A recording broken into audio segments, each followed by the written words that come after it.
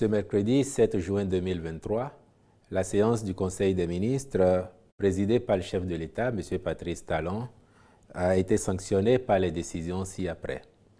S'agissant des mesures normatives, sous cette rubrique ont été adoptés les décrets d'application de la loi numéro 2016-17 du 4 octobre 2016 portant création des chambres d'agriculture en République du Bénin et de la loi numéro 2018-20 du 23 avril 2019 portant code pastoral en République du Bénin, ainsi que les décrets portant transmission à l'Assemblée nationale pour examen et vote du projet de loi relatif aux infractions boursières pour le marché financier de l'Union monétaire ouest-africaine, puis attribution, organisation et fonctionnement du ministère de l'Énergie, de l'Eau et des Mines.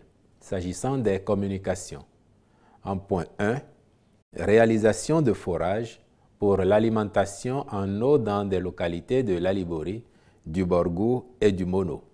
Les travaux à exécuter concernent 38 forages d'exploitation et 3 piézomètres au profit des systèmes d'alimentation en eau potable des villes de Banikoara, Bembereke et Lokossa. Au regard de l'importance de ces infrastructures pour la disponibilité de l'eau au profit des populations de ces localités, le Conseil a autorisé la contractualisation avec une entreprise expérimentée et instruit le ministre de l'Énergie, de l'Eau et des Mines de veiller à la réalisation des ouvrages dans les délais contractuels. En point 2, mission de direction, d'exécution des travaux, de conduite d'opération et d'assistance à maîtrise d'ouvrage des projets dans les pôles touristiques à Bomé, Ganvié, Ouida. Dans le but de positionner le Bénin comme destination de premier plan, un ensemble de projets phares est en cours de réalisation pour développer l'offre culturelle et touristique.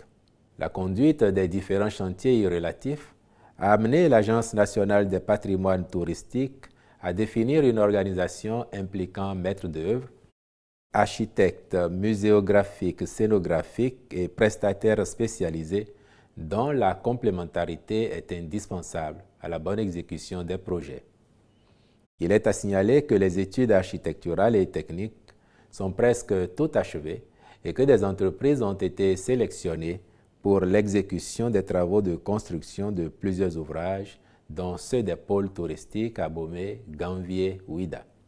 Mais à la mise en œuvre, quelques insuffisances ont été observées sur différents chantiers. C'est pour garantir la poursuite des travaux aux normes et qualités requises dans les délais impartis qu'il est envisagé la restructuration du dispositif opérationnel et le recours à l'accompagnement de sociétés spécialisées en conduite de projet. Le Conseil y a donc marqué son accord, à charge pour les ministres concernés de veiller à la réalisation des missions confiées aux différentes structures. En point 3, mesures disciplinaires à l'encontre des prestataires géomètres et urbanistes défaillants dans le cadre de l'assainissement, l'achèvement et la clôture des opérations de lotissement et de remembrement foncier urbain en cours sur l'ensemble du territoire national. Lors de sa séance du 22 novembre 2022, le Conseil des ministres avait examiné, relativement à ce sujet, le compte-rendu des travaux du comité interministériel ad hoc mis sur pied. À l'occasion, il avait été décidé, entre autres, de constituer un pôle d'experts chargé de revisiter les lotissements, remembrements proposés à l'annulation et faire prendre les dispositions appropriées. Mettre en place un mécanisme de financement des lotissements, remembrements urbains impliquant les banques, les communes et l'État. Faciliter pour toutes les communes, à l'instar des plans de développement communaux, l'élaboration des schémas directeurs d'aménagement communaux et des plans directeurs d'urbanisme pour leurs zones agglomérées. Faire examiner, avec toutes les diligences requises par les juridictions compétentes, les litiges fonciers pouvant entraver l'achèvement et la clôture des opérations. Engager des poursuites contre les auteurs des malversations révélées par les travaux du pôle d'experts. La mise en œuvre efficace de ces mesures nécessite que chaque commune détienne toute la documentation liée aux opérations de lotissement-remembrement non transmises initialement par les experts géomètres et urbanistes. À cet effet, les diligences ont été entreprises par le ministère en charge du cadre de vie. Mais malgré les appels lancés et réitérés à l'endroit de ceux-ci pendant plusieurs mois, certains d'entre eux n'ont toujours pas cru devoir remettre les dits documents. De ce fait, cette situation compromet la poursuite des travaux des pôles d'experts et l'exécution des opérations qui doivent être soit clôturées, soit poursuivies et achevées. Prenant acte de ce compte-rendu, le Conseil a instruit le ministre du Cadre de vie à l'effet de solliciter auprès des différents ordres professionnels concernés des sanctions à l'encontre de leurs membres fautifs pour manquement grave à leurs obligations. Dans la même logique, leur participation au marché public d'aménagement foncier, notamment les lotissements et ou les remembrements urbains, est suspendue jusqu'à nouvel ordre.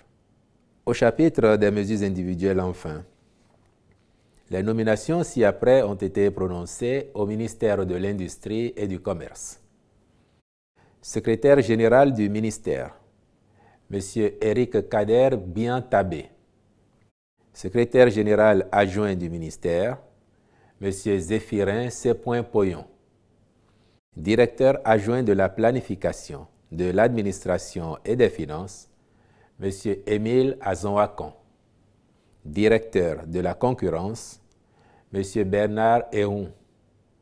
Directeur du commerce intérieur, M. Rafiou Chala. Directeur du commerce extérieur, M. Isiakou Teyeri Woro. Je vous remercie.